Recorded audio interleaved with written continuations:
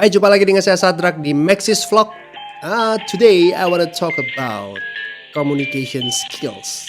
Seni berkomunikasi khususnya di bisnis MLM. Sebenarnya yang saya mau sampaikan semua bidang juga bisa ya. Nah, tapi lebih spesifik memang ke bisnis MLM-nya.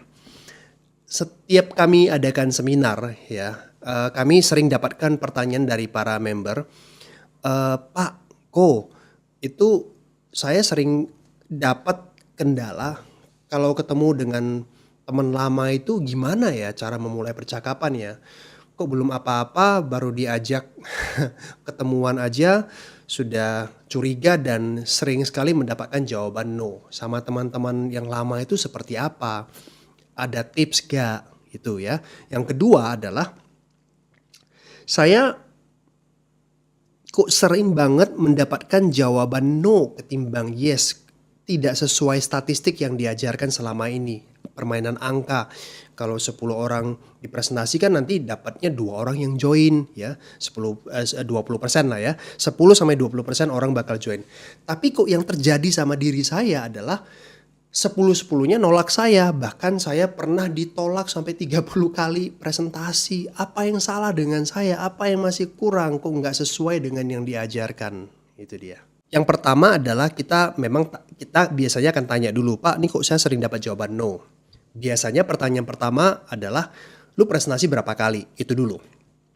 Jumlah dulu yang paling penting.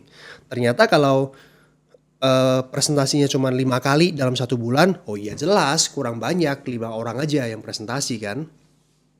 Tapi kalau misalkan dia udah 30 kali dalam 1 bulan dan masih nggak dapat hasil, maybe atau kemungkinan besar adalah communication skill-nya lemah.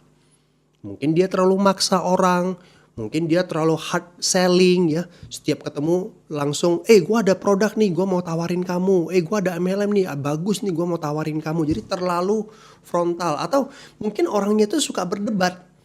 Berhasil sih ketemu, presentasi, kemudian prospeknya itu bilang sesuatu yang tidak sesuai dengan yang dia tahu selama ini dan dia debat. Oh, kamu salah. Jadi kata-kata seperti itu bahaya banget teman-teman. Nah, inilah yang dimaksud dengan people skills, communication skill. Nah, ini yang harus kita tingkatkan sebenarnya. Nah, di video ini saya kepingin bagikan satu tips buat teman-teman. Kalau Anda punya teman-teman lama yang udah lama banget Anda nggak kontak dan Anda pengen menawarkan bisnis MLM Anda kepada mereka, jangan langsung kontak dan tawarkan. Hey bro, apa kabar? Gue ada bisnis nih, pengen ajak lu ketemu, kita ngobrol-ngobrol yuk. Padahal udah 2 tahun, udah 5 tahun nih gak kontak-kontak, tiba-tiba lu datang dan tawarin bisnis, ketebak itu MLM. Ngerti ya teman-teman ya?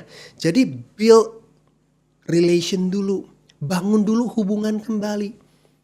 Nah, kalau misalkan teman Anda itu ada di sosmed, Instagram misalkan, coba like dulu, komen dulu di sana, ice breaking dulu, biar suasananya itu nggak kaku dulu, gain trust kembali. Teman Anda itu udah lupa sama Anda, teman sekolah udah lama banget, teman kuliah udah lama banget nggak ngobrol.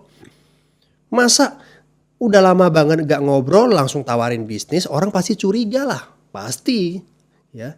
Yang kena pertama itu adalah bisnis MLM. Nggak mungkin itu teman-teman. Ya, makanya Anda harus bangun hubungan dulu, connecting kembali. Makanya like, komen dari sana dulu.